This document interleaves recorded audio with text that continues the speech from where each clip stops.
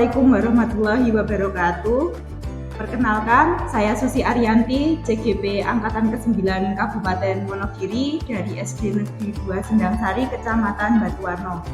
Kali ini saya tidak sendiri, saya ditemani oleh Ibu Anis Kindarwati, guru mata pelajaran Pendidikan Agama Islam di SD Negeri 2 Sendangsari. Assalamualaikum Bu Anis. Hari ini kita akan mengadakan percakapan praobservasi ya Bu.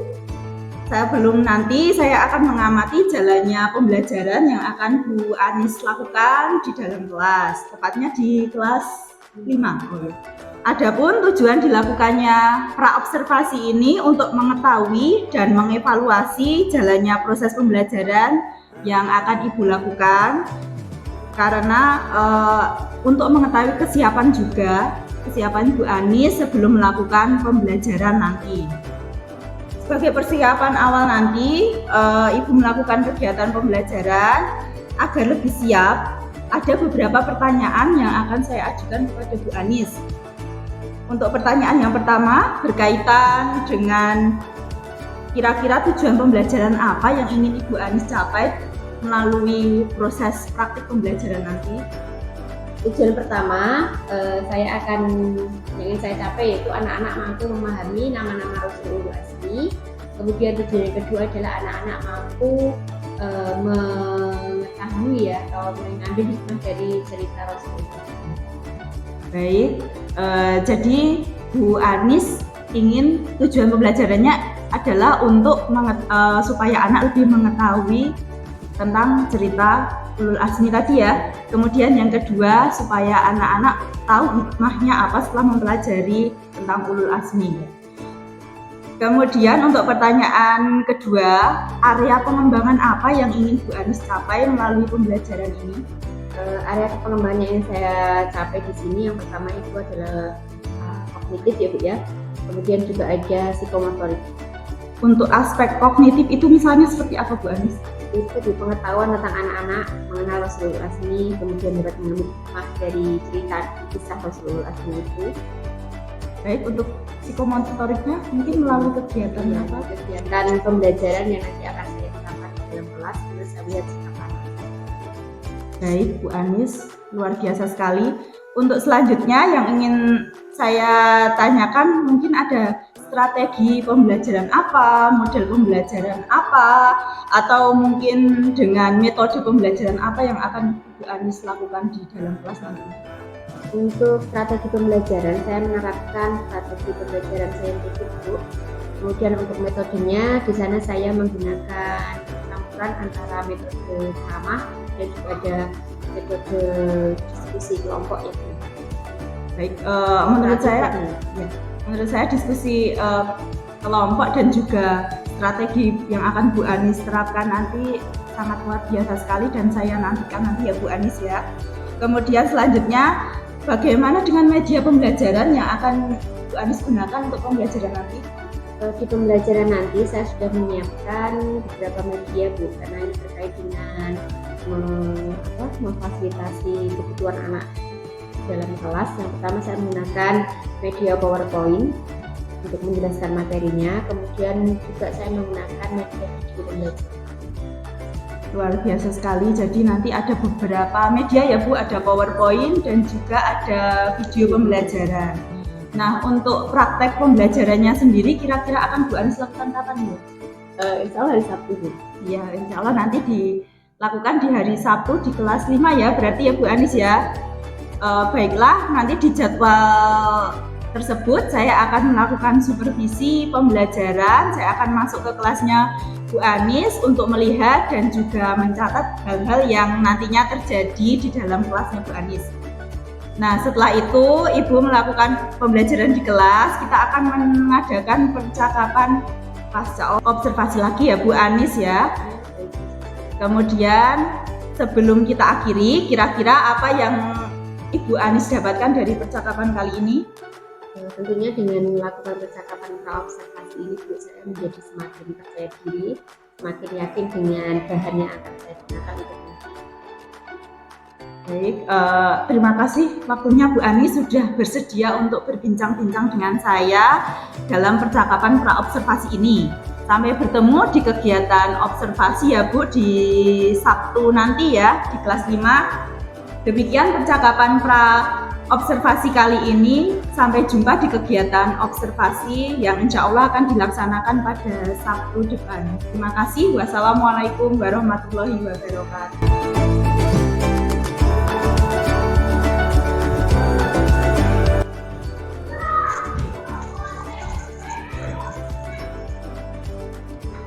Bismillahirrahmanirrahim. Selamat pagi anak-anak. Ya, sebelum kita mulai pembelajaran kita pagi hari ini, kita berdoa dulu ya, dipimpin oleh salah satu Mael ya, ketua kelas. Silahkan.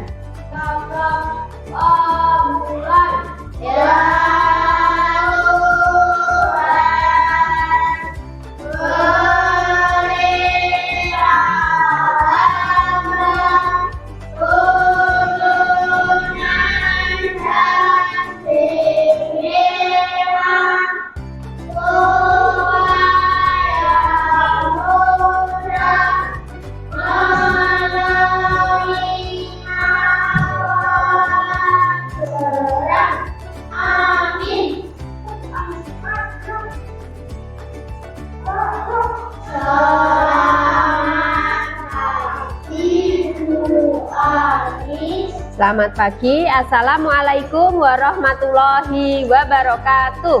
Waalaikumsalam warahmatullahi wabarakatuh. Iya, anak-anak, hari ini ada yang tidak masuk. Siapa? Riko ya, masih sakit ya. Ya, kita doakan semoga teman kita yang hari ini tidak masuk, Riko, segera mendapatkan kesembuhan dan bisa bergabung lagi bersama kita belajar bersama. Nah, anak-anak, kemarin kita sudah belajar ya. Kita sudah belajar mengenai Nabi dan Rasul. Hari ini kita akan melanjutkan kembali pembelajaran kita tentang Nabi dan Rasul dan lebih mengerucut lagi. Tentang apa kira-kira? Nah, ini. Kalian sudah pernah mendengar tentang Rasul Ulul Azmi? Pernah? Pernah. Mungkin ketika TPA ya. Ketika TPA atau membaca buku-buku tentang sejarah kenabian, kalian sudah pernah belajar atau sudah pernah mengenal, mendengar, membaca apa itu Rasul Ulul Azmi. Itu nanti yang akan kita pelajari pada pertemuan kedua kali ini. Tujuannya apa? Tujuan dari pembelajaran kita hari ini yang pertama yaitu kalian nanti mampu memahami nama-nama Rasul Allah dan Rasul Ulul Azmi. Kemarin Rasul Allah sudah ya, ada berapa jumlahnya? Yang perlu kita imani ada berapa kemarin? Semuanya 25 Nabi dan Rasul. Kemudian yang kedua nanti menunjukkan hafalan nama-nama Rasul Allah dan Rasul Ulul Azmi. Yang ketiga, kalian nanti diharapkan mampu menyimpulkan keteladanan atau hikmah dari cerita Rasul Ulul Azmi. Nah, kalau kemarin kita sudah belajar mengenai Rasul Allah ya. Rasul Allah itu apa? Manusia laki-laki. Kemarin Bu Ani sudah menjelaskan kalau seorang nabi atau rasul itu semuanya adalah laki-laki. Tidak ada rasul yang perempuan. Berarti kalau kemarin ya kalian pernah mendengar namanya Lia Eden ya, itu mengaku menjadi nabi. Itu betul apa salah? Kira-kira bohong atau memang benar-benar seorang nabi? Bohong, karena jelas ya Allah sudah menegaskan bahwa Rasul itu adalah seorang laki-laki. Pilihan Allah yang mendapatkan wahyu dan wajib menyampaikannya kepada umat manusia. Kemudian jumlahnya, kemarin kita sudah belajar jumlah Nabi dan Rasul yang wajib kita imani ada berapa? 25. Yang hari ini kita akan meneruskan tentang Rasul dan Nabi ini yaitu tentang Rasul Ulul Azmi. Kalau tadi jumlah Nabi dan Rasul ada 25, kemudian Allah menganugerahkan kepada 5 orang Nabi sesuatu gelar yang luar biasa. Karena apa? Karena ketabahan dan kesabarannya dalam menjalankan tugas dakwah.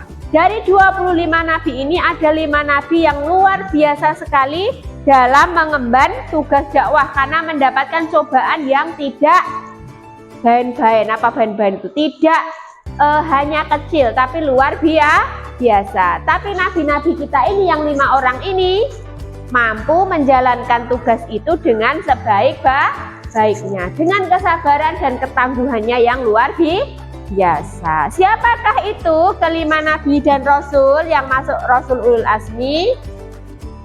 Nah, ini dia. Ada 5 Rasul Ulul Azmi. Yang pertama siapa? Nuh. Yang kedua Ibrahim. Ketiga Musa. Yang keempat Isa. Dan yang terakhir adalah Muhammad Sallallahu Alaihi Wasallam. Kemudian sebelum kita lanjut, nah Bu Anis pengen kalian menyaksikan dulu. Nah, di sini ada video terkait dengan pelajaran kita hari ini mengenai Rasul Ulul Azmi. Silahkan diperhatikan dengan seksama nanti untuk menambah pemahaman kalian mengenai Rasul Ulul Azmi.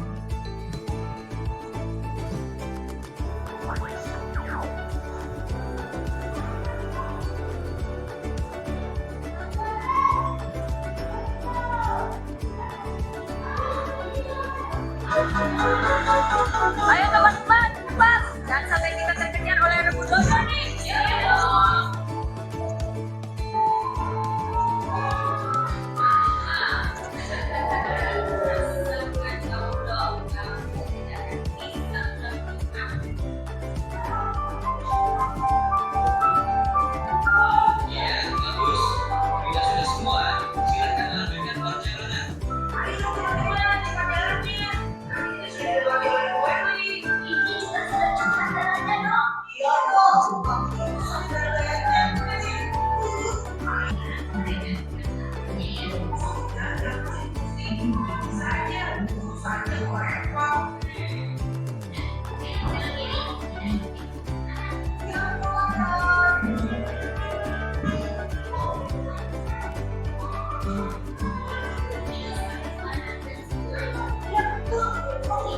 Belakang.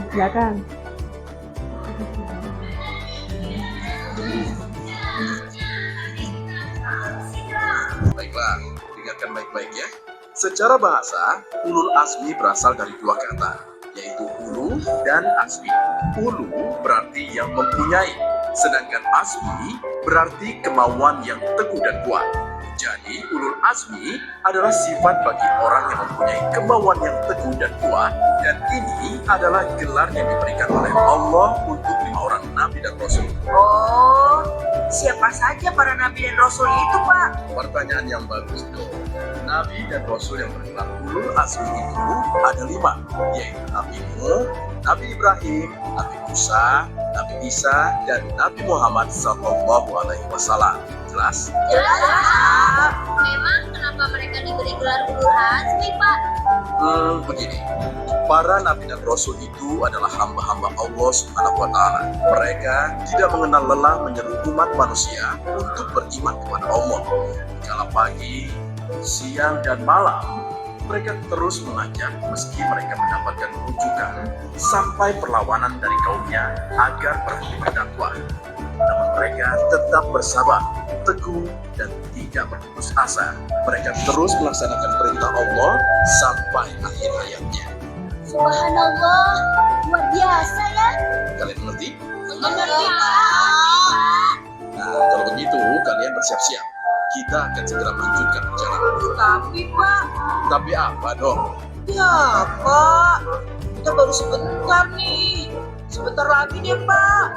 Tanggung, celananya sudah basah. Iya nggak, Wong? Betul dong. Tidak ada tanggung-tanggung. Ayo, segera naik untuk melanjutkan perjalanan. Ayo dok, naik.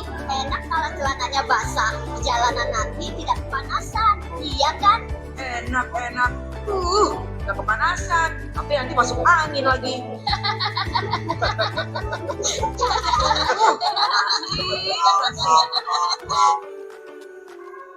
Iya. Nah, tadi cerita Sambil dan Dodo yang berkaitan dengan apa? Ulul Azmi. Ulul Azmi tadi apa? Rasul yang mempunyai kesabaran dan keteguhan yang luar biasa dalam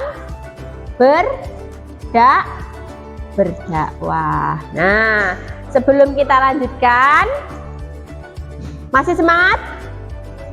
Masih. Coba sekarang tepuk 1, tepuk 2, tepuk 3, tepuk 4, tepuk 5. Ya, alhamdulillah. Masih konsentrasi ya, masih semangat ya. Nah, kita lanjutkan. Setelah kita mempelajari 5 orang rasul tadi, kita akan mengenal yang namanya mukjizat. Jadi setiap nabi dan rasul yang diutus Allah itu pasti dibekali dengan namanya mukjizat. Mukjizat itu apa? Mukjizat itu salah satu tanda tentang kerasulan. Jadi orang yang dipilih Allah sebagai seorang rasul pasti akan diberikan mukjizat oleh Allah. Jadi apa itu mukjizat? Mukjizat adalah kejadian luar biasa dalam diri nabi dan rasul sebagai tanda atas kerasulannya. Apa saja dari kelima nabi dan rasul ulul azmi ini mukjizatnya masing-masing nanti akan kita pelajari bersama dalam slide berikutnya. Kemudian Nabi Muhammad itu adalah nabi yang terakhir. Berarti ada nabi lagi enggak setelah Nabi Muhammad? Boten. Nah, di situ ya dikatakan bahwa Nabi Muhammad itu adalah khotamul ambiya, penutup para nabi dan rasul. Satu-satunya rasul yang dapat memberikan syafaat kepada umatnya kelak di yaumil akhir. Kemudian mukjizatnya ada berapa kira-kira? Ada banyak sekali. Ya, mulai dari apa? Nabi Muhammad itu dapat membelah bulan. Kemudian peristiwa apa? Putra? Isra Mi'raj. Kemudian apa? Al-Quran itu adalah mukjizat terbesarnya Nabi Muhammad. Kemudian apa? Dari sela-sela jari Nabi Muhammad itu bisa keluar air. Gitu nggih?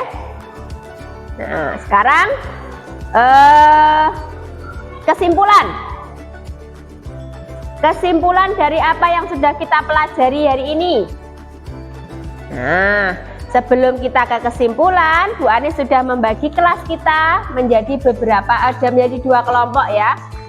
Karena Riko tidak hadir sesuai dengan gaya belajar kalian, nggih.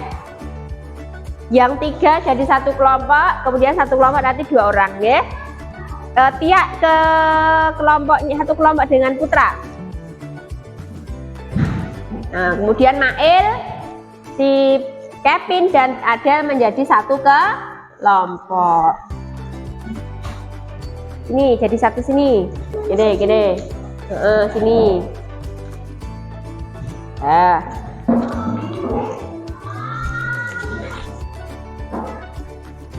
Nah, di situ kalian mendapatkan lembar ya, ada lembar kerja kelompok terkait dengan materi kita Rasul Ulul Azmi. Silahkan dikerjakan, nanti salah satu menyampaikan hasil kerja kelompoknya.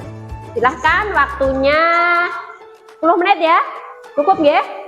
Bisa dimulai dari sekarang.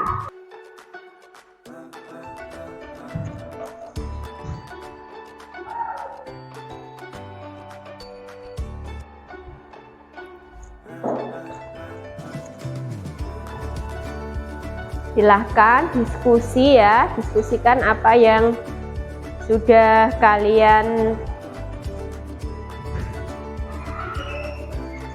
dapatkan. Nanti presentasinya ada kesulitan? Bisa? Saya.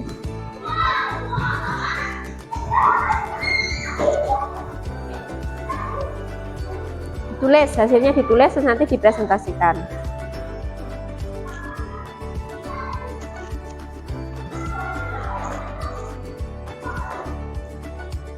Kelompok 1 sudah? Sudah? Pun. Kelompok 2 kurang sedikit.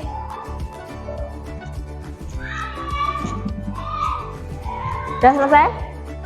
Sudah? Sudah? Pun? Yes, itu sudah semua ya.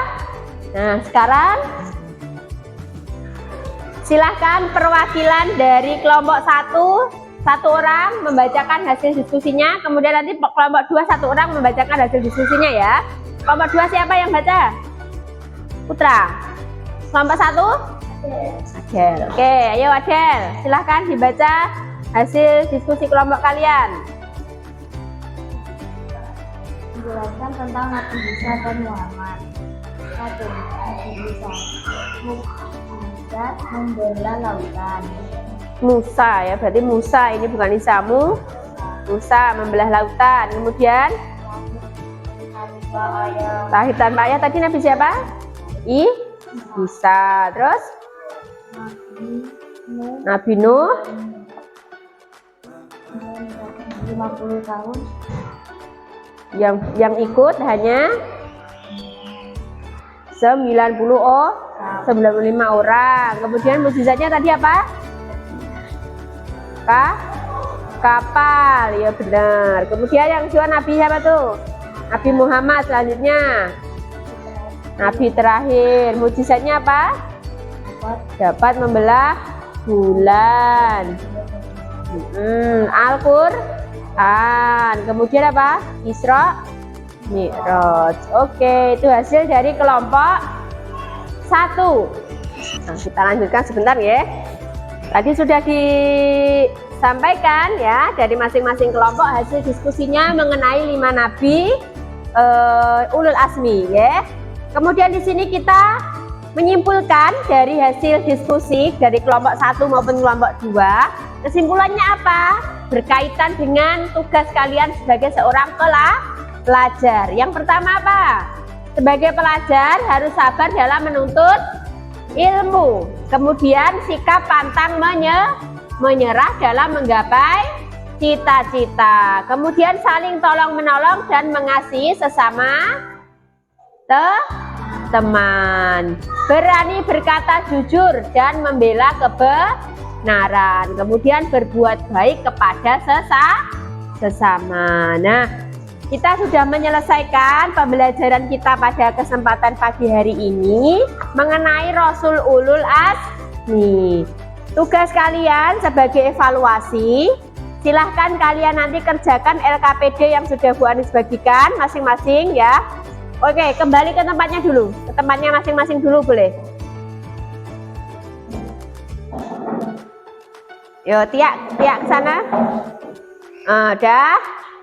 Ya, di bawah LKPD-nya yang sudah dibagikan tadi, silahkan itu sebagai bahan evaluasi ya, sebagai bahan evaluasi dari pembelajaran kita pagi hari ini. Silahkan dikerjakan, kemudian nanti kalau sudah selesai dikumpulkan di meja Bu Guru ya, di kantor ya. Kemudian ada pertanyaan dulu terkait dengan materi yang kita bahas pada kesempatan hari ini. Ada? Boten, sudah cukup jelas? Oke, kalau sudah cukup jelas,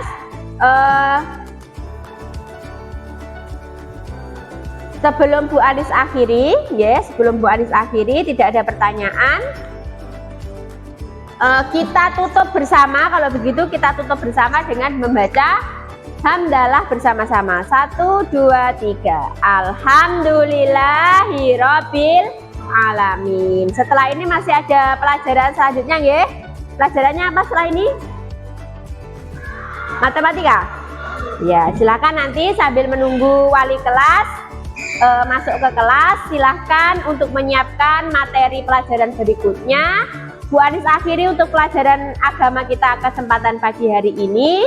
Akhir kata, assalamualaikum warahmatullahi wabarakatuh.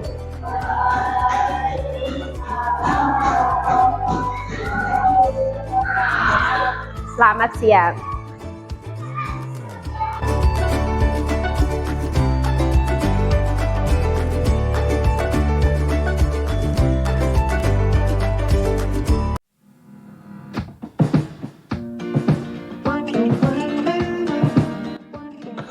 Assalamualaikum Bu Anis, Bu Pur. Apa kabarnya Bu Anis? Alhamdulillah. Alhamdulillah. Sudah tiba saatnya kali ini kita melakukan percakapan pasca observasi ya Bu Anis. Kemarin kita sudah melakukan rangkaian kegiatan yang dimulai dari kegiatan pra-observasi, kemudian kegiatan observasi, dan juga yang terakhir ini adalah pasca observasi. Sebelumnya saya ingin bertanya kepada Bu Anis, bagaimana perasaannya setelah mengikuti kegiatan observasi tadi Bu Anis? Alhamdulillah Bu, lega Bu. Sebelumnya masih deg-degan, tapi setelah pelaksanaan alhamdulillah sudah long. Sudah lega ya dari apa yang sudah pembelajaran yang sudah dilakukan oleh Bu Anis tadi. Kemudian yang ingin saya tanyakan Bu Anis, fokus pengembangan apa yang Ibu lakukan pada pembelajaran tadi? Seperti yang saya sampaikan pada kegiatan pra kemarin ya, saya fokuskan untuk kegiatan pembelajaran tadi itu adalah mengaktifkan siswa. Mengaktifkan Ya, siswa ya. mengaktifkan siswa. Mungkin kegiatan apa yang Ibu Anis lakukan dalam pembelajaran itu? Melalui tadi ya, melalui kegiatan diskusi, kemudian presentasi, kemudian tanya jawab dengan siswa untuk materi yang sudah dipelajari tadi. Jadi di sana saya berusaha memancing anak agar mereka aktif melakukan kegiatan diskusi maupun aktif dan kreatif dalam melakukan presentasi. Menurut Bu Anis yang Ibu Anis lakukan tadi sudah sesuai dengan perencanaan pembelajaran yang Ibu Anis buat sebelumnya atau belum? Secara garis besar alhamdulillah sudah sesuai dengan perencanaan yang saya tuliskan dalam RPP. Jadi anak sudah bisa aktif, sudah bisa kreatif, punya inisiatif ketika presentasi mau dibentuk seperti itu. Yang sudah berhasil apa Ibu Anis tadi? Yang sudah berhasil tentunya yang pertama tujuan pembelajaran saya sudah tercapai sesuai dengan yang saya inginkan, yang sudah saya tuliskan juga. Kemudian juga anak-anak sudah secara secara umum sudah aktif dalam diskusi, tidak hanya ngejip ke 1-2 anak, tapi mereka juga sudah saling memberikan pendapat. Kemudian ketika presentasi mereka juga sudah berani dalam menyampaikan pendapat. Kalau dari itu tadi yang sudah berhasil itu ya Bu ya. Kemudian ada atau tidak Bu kekurangan dalam pembelajaran? Yang belum berhasil kekurangannya mungkin di satu sisi tadi saya katakan mayoritas anak-anak sudah bisa aktif, tapi masih ada 1-2 anak yang memang butuh motivasi lebih gitu ya Bu ya, untuk berani berpendapat karena minder atau takut salah seperti itu ya, karena merasa kemampuannya tidak sama dengan temannya seperti itu. Tapi dengan kerjasama dari teman-teman yang lain yang merasa lebih bisa tadi juga tidak langsung meninggalkan temannya, tapi juga dimotivasi juga, selain dari saya juga dari teman-temannya ada. Kemudian dari apa yang Ibu sampaikan, yang akan Ibu Anis tingkatkan untuk mengatasi hal tersebut? Yang akan saya tingkatkan tentunya saya akan lebih motivasi anak yang khususnya ya anak yang tadi kurang pede dalam menyampaikan pendapat, agar mereka itu berani berpendapat, karena tidak ada yang salah di sini, kita belajar. Jadi fokus saya tetap seperti di awal, saya tetap ingin meningkatkan kemampuan mereka atau motivasi mereka untuk percaya diri berpendapat, untuk berani berpendapat. Jadi yang ingin Bu Anis lakukan adalah meningkatkan rasa percaya diri anak supaya berani untuk berpendapat ya. Jadi dimulai dengan pancingan soal-soal yang ringan yang mereka mungkin bisa menjawab, jadinya kan mereka pede. Kemudian rencana tindak lanjut apa yang akan Ibu Anis lakukan untuk kemudian mengatasi hal itu? Tentunya saya akan menerapkan di pembelajaran berikutnya ya Bu ya, dengan mencoba beberapa strategi yang lain mungkin selain diskusi. Nanti di sana juga ada kerja kelompok atau apa yang bisa mereka juga punya inisiatif berani mencoba atau mungkin praktek. Jadi Bu Anis akan mencoba berbagai strategi yang lain ya, supaya nanti kemampuan anak itu lebih meningkat, terutama rasa percaya dirinya. Kemudian rencana tadi akan Ibu realisasikan kapan Bu Anis? Ya secepatnya Bu, karena ini kan sudah masuk semester baru. Jadi mungkin di pembelajaran minggu depan ya akan saya coba terapkan dengan menggunakan metode yang lain. Berarti akan Ibu Anis coba untuk minggu depan ya, di pembelajaran yang selanjutnya. Untuk percakapan pasca observasi kita kali ini Bu Anis, semoga dari percakapan ini nanti Bu Anis bisa semakin mengembangkan pembelajaran yang akan datang supaya lebih berpihak kepada murid, tentunya dengan fokusnya tadi ya, membuat anak lebih percaya diri, aktif dan percaya diri dalam pembelajaran. Terima kasih Bu Anis. Mungkin dari Bu Pur ada tanggapan dari apa yang sudah kami bincang-bincang tadi sudah dilakukan? Sangat luar biasa, sudah natural percakapan, sesuatu yang diskenariokan. Artinya percakapan sudah berjalan natural, sudah digunakan bagaimana penggunaan observasinya, kemudian ada fokusnya bagaimana, hanya bagaimana, kemudian juga sudah area yang dikembangkan dan tidak lanjutnya bagaimana hasilnya sebagai observer, memancing, menggali informasi dari guru yang lanjutkan, dicoba lagi. Jangan hanya ini menjadi satu tugas yang hanya saat ini saja, tapi silahkan nanti dicoba, mungkin tidak hanya ketika diobservasi, tapi di saat-saat tertentu penjenengan bisa saling membuli mengajar. Sebenarnya untuk apa? Untuk mengetahui di mana kekurangan kita, di mana bagian. Terima kasih atas tanggapannya Bu Pur. Kemudian terima kasih kepada Bu Anis yang sudah hadir dalam percakapan pasca observasi kali ini. Kemudian Bu Anis, wassalamualaikum warahmatullahi wabarakatuh.